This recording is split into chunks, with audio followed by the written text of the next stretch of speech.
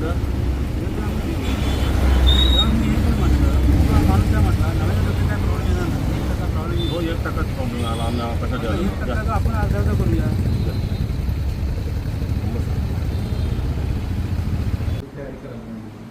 तिथं मेला तर तो उपोषणाला बसलेला. सर मी आत्ताच भेटून आलो तुम्ही मला त्याला. ऐका, हां.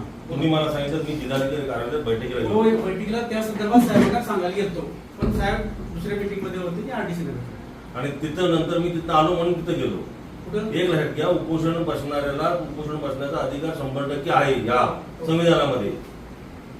तुम्ही एकदम हलक्यात घेऊ नका. साहेब सर भेटून आलो. हे कोण आहेत माहिती आहे तुम्हाला? तुम्ही गेलात तरी आज गेला तुमचा हा ऍटिट्यूड आहे ना, हा ठेवा तुमच्या घरात. ते उपोषणाला बसलेत कधी त्याच्या आदल्या दिवशी सर आम्ही त्यांची हो contact केला. ते राहू द्या आधी सगळं. जिल्हाध्यक्ष आहेत भारतीय जनता पार्टीचे. तुमचं बोलणं नाही, पहिलं खाली ठेवून बोलायचा. आम्ही काय चुकीचं बोलले सांगा ना. तुमचा टोन वेगळा आहे.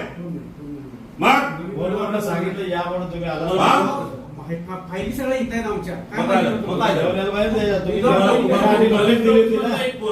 कलेक्टर ऑफिस मध्ये येतात तिथे तिथं फक्त एक पत्र द्यायला गेलं. त्याच्या- कलेक्टर ऑफिसला फाईल घेऊन गेला होता. फाईल नाही गेलो. मग तिथं गेला तर तोंडात सांगणार होतात ना. तसं नव्हे, त्यांना रेफरन्स पूर्वीचं माहिती होतं का? हो त्यांना माहिती होता तुम्ही इथला माणूस घेऊन जायला होता. तुम्हाला जर माहिती द्यायची तर मला पहिले फायली बघायला पाहिजे. तुम्हाला तिथे पण यायला साहेब तुम्हाला आधी नोटीस दिली ना, त्याची का नाही त्याची बैठक घेतली? त्याला बसवलं परत घे. जरा ऐकून तरी घ्या. तुम्ही बोलू का? ऐकून अहो, तुम्हीच बोलताय. थांबा की 2 मिनिटं बोलतो. मला नाही, ऐका जरा. सांगितलं. तुम्ही आमचं ऐका आधी, साहेबांचं ऐका पहिलं. तुम्हाला मी तिथे खाली बोलवत होतो की नाही, तुमच्या डिपार्टमेंटशी संबंधित विषय आहे म्हणून तुम्हाला बोलवलं Yes, ना, yes. की आम्हाला वेळ लागला म्हणून बोलवलं. मग तुमच्या डिपार्टमेंट मधला एखादा माणूस तुमच्या विरोधात उपोषणाला बसतो, हा तुमचा नाकर्तेपणा आहे पहिला आधी, मुळात म्हणजे एखादा माणूस उपोषणाला बसणं आपल्या विरोधात ही जबाबदारी तुमची आहे. उपोषणाला एकाही माणूस बसता कामा नये. तुम्ही सरकारला बदनाम करताय आमच्या. नाही, तसं नाही नाही. तर मग काय? काय? ते काय? मग आमचं ऐकून तर घेतलं तर ऐकून तर ऐका, आमचंच ऐकायचं. त्याचं का नाही आधी ऐकलं ऐकलं? घेतलं त्याचं असतं. का नाही ऐकलं मग? कुणाचं? उपोषण करते का ना आधी? त्यानं आधी अर्ज दिला तुमचं ना. ऐकण्यासाठी आम्ही तुम्हाला खाली बोलवतो ना. आपलं आता आमचं ऐकायचं. ऐकून घ्या, मी बोलतो. ऐकून घ्या. मग तुम्हाला बोलायचंच नाही, तुम्ही करायचं फक्त आता. पटकन. तुम्ही त्याला 4 वर्षापूर्वी त्या काय त्याच्यावर जनरेटरवर ते मशीन चालू करायला सांगितलं होतं. त्यावेळी तो तयार झाला होता आणि त्यावेळी तुमच्याच अधिकाऱ्यांनी जाऊन ऐनवेळी त्याला सांगितलं जनरेटर चालू करू नकोस.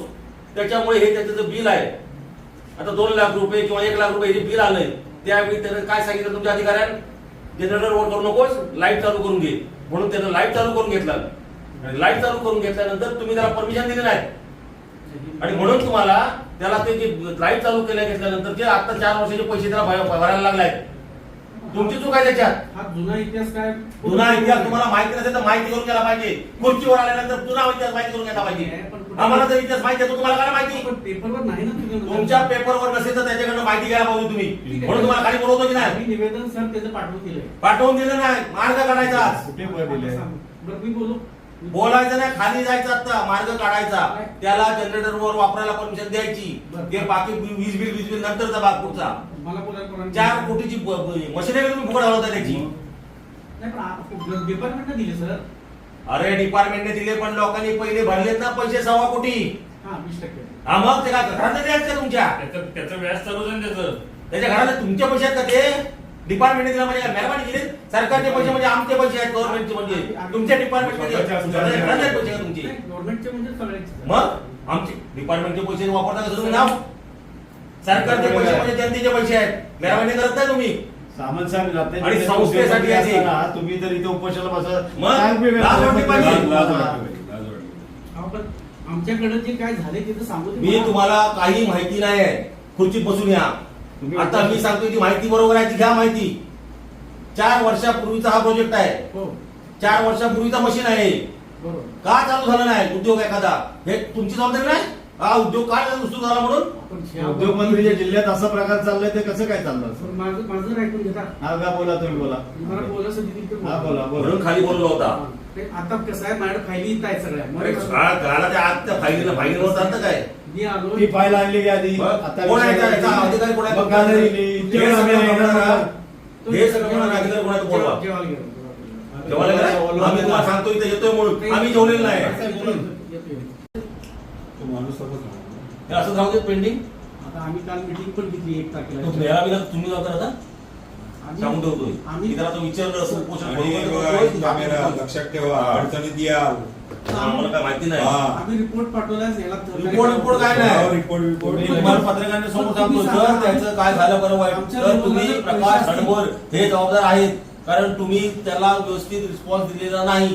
हे कधी आले तिथे जानेवारी पासून आजपर्यंत तुम्ही त्या गोष्टीला रिस्पॉन्स दिलेला नाही, म्हणून या माणसाला उपोषणाला बसायची वेळ आली. ऑन रेकॉर्ड बोलतोय जर त्याचं बरं वाईट काय झालं तर प्रकाश हडमोर हे त्याला कारणीभूत असतील. चला तुम्ही आता काढली मग तुम्हाला कसं तुम्ही कसं पूर्वपेटी का सांगताय मला? मग या फाईल घेऊन इकडे या. मग काय सरकारी काम आहे काय काय काय नाही. 10 मिनिटात या, इथे पत्रकार पण आलेत, नाही तर तुम्ही अवेलेबल होत नाही म्हणून मी इथे हे करीन. अहो पण आला तर काय फरक पडतो? एखादा विषय सोडवण्याकडे आला तर काय फरक पडतो? तुमची ड्युटी आहे ती. अहो ते नंतरचा विषय आहे. आता आम्ही तर प्रतिनिधी म्हणून आलोय ना कुठल्या तरी पक्षाचे.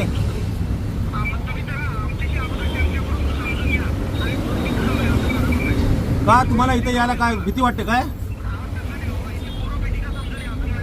इकडे या, मी घ्यायला तयार आहेत. यायचं मग मगाशी कशाला इथे आला होतात? म्हणजे तुम्ही त्यांना भेटायला उपोषण करताना भेटायला आलेले नव्हतात. तुम्ही उपोषण करताना भेट देणार आहात की नाही? हा मग रिस्पॉन्स साठी तिथे आलोय ना. इथे या